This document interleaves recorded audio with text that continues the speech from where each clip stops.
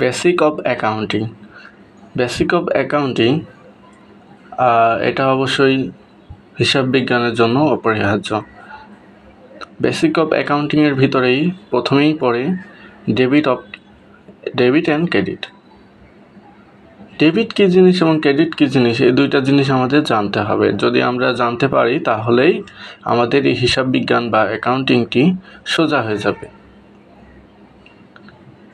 ভিডিওটি তাদের জন্য যারা সদ্য কমার্স নিয়েছেন বা বিভাগ পরিবর্তন করে কমার্স নিয়েছেন তাদের জন্য।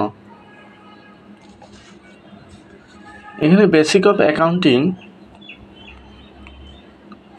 শুরু করা যাক তাহলে। ডেবিট মানেটা কি?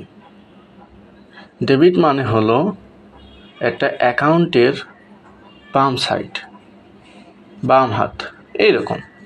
তাই debit means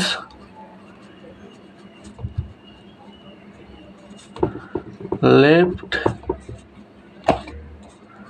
hand side of an account. এবং সেই অ্যাকাউন্টটা কই? আমরা একটা টি অ্যাকাউন্ট আঁকে নিই, এইটা হলো সেই টি অ্যাকাউন্ট।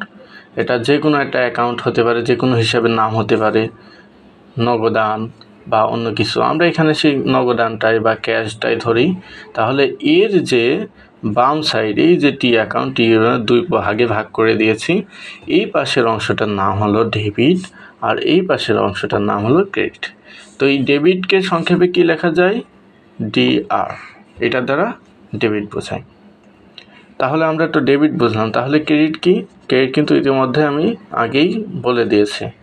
তাহলে credit means right hand side